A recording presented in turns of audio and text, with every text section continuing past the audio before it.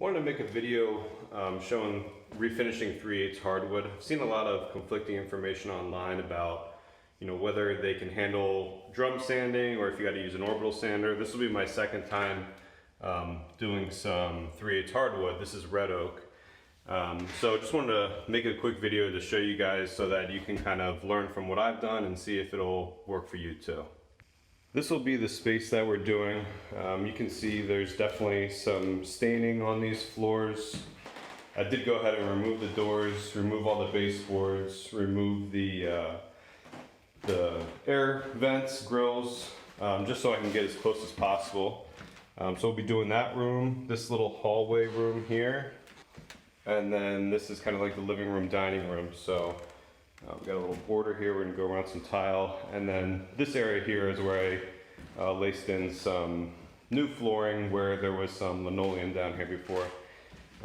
This customer chose to do a special walnut stain, which I think will look nice. And here's my rented drum sander. We're gonna start off with 60 grit, and hopefully it all comes out looking nice. See some good scratches here. Nothing terrible though, so I'm hoping that it'll come out smooth. Just so you guys understand the concern, the 3/8 is the total thickness of the oak. So as you see, like, we got this groove here, and so you really don't have much material before you expose that inside edge of the groove, and then you'd really be in trouble. So we're gonna try to just take it down a 32nd of an inch or something like that, and see where that gets us. Just finished up one pass in here. I'm gonna sweep this sawdust up and see what it looks like. Okay, so the 60 grit did okay. There's still definitely some spots where we got visible scratches in here. This area, it looks like maybe the stain is a little bit deeper in the wood. This isn't perfectly blended. So here's our 60. I think I'm gonna drop down to 36 and test that out in a couple small spots and see if that'll get some of these deeper scratches out. All right, so this is the end of day one. I did end up doing 36 grit, so I went 36, 60, 80, 100.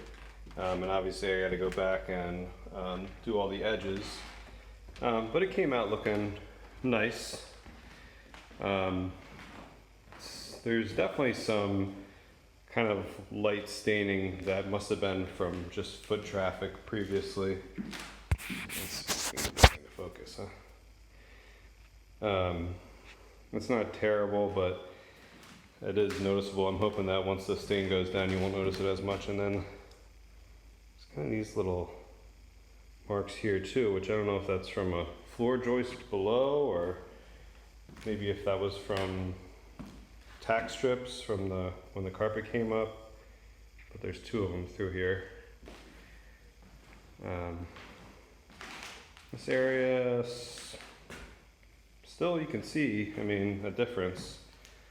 Again, once the stain goes on, hopefully that'll go away. We'll see. Definitely some staining here. It looks like a lot of foot traffic, coming from the kitchen, coming here, going out here, coming here, going to the front door. So I hit those areas a little extra, but still shows through, so we'll see what happens.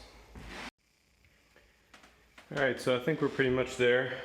I did drop down to 36 with the drum sander for the first coat to try to even out everything as much as I could.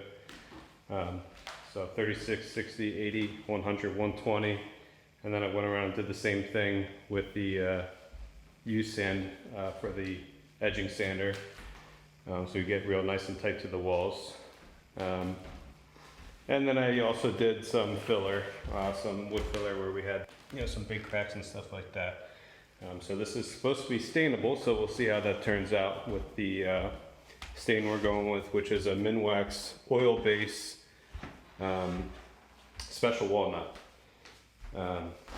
So I got everything vacuumed, I got everything dusted all the windows, all these little areas that are holding dust that I don't want to end up in the finish. Wipe those all down, and then I'll probably just use a spray bottle with some water and just kind of dampen the surface of this, wipe that down, maybe run out, grab something to eat, and then by the time I get back it should be ready for stain. I'll just show you quickly what I would like to do is just get a little spray bottle, some warm water, and I've already vacuumed these floors, but the vacuum doesn't pick up everything. So then we'll take cotton rag,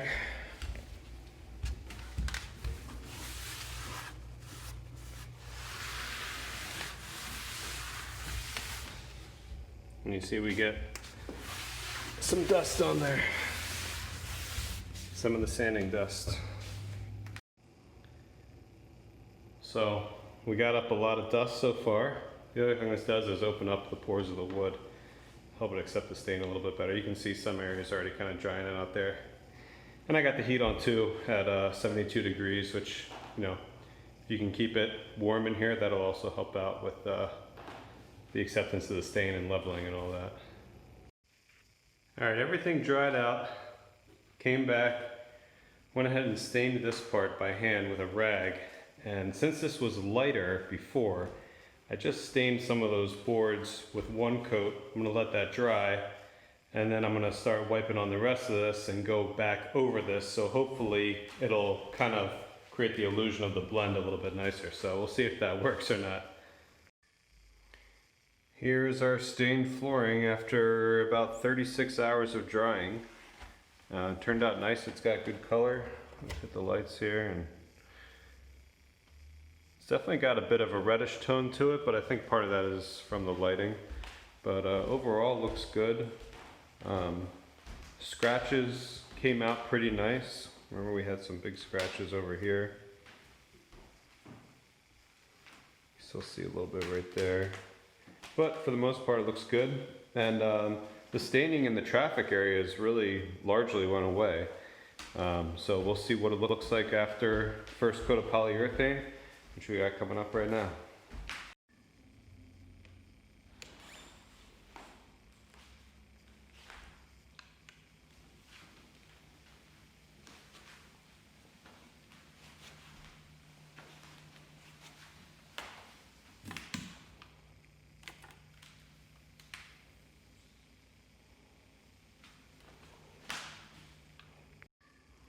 All right, here we are about halfway through the first coat of polyurethane, just doing something nice and thin. I'm using a lamb's wool applicator. Just wanted to kind of show you the difference, what you can expect. This is a satin finish. So not crazy glossy, and obviously it's wet right now, so it'll dry a lot more matte than this. All right, this is the first coat of polyurethane dry the next morning. So they call this like a sealer coat because I guess, you know, it doesn't even really get down all the way in the deep parts of the grain there. So we're gonna hit it with another coat today. And we'll probably end up doing 3 more coats after this first one. We'll see. Then I'll usually go over and just give everything a light sanding with 320 grit. Every once in a while you find a little something and try to pick that out of the finish.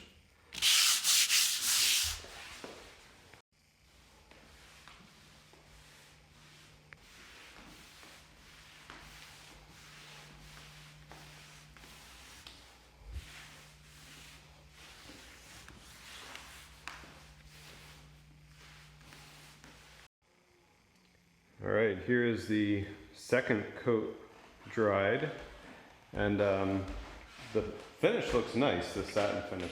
I've only ever done semi-gloss before, but the satin is a nice look. So we're gonna do the third coat today, see what that looks like tomorrow, and if there's still some kind of low spots or whatever, then we'll do a fourth coat, but I think I might just need 3. All right, this is the third coat dry. I'm gonna do a fourth coat since the homeowner's just got a puppy, so we could use a little extra protection here. So yeah, it's looking pretty good. I'm gonna hit it with 320 again, like I've been doing.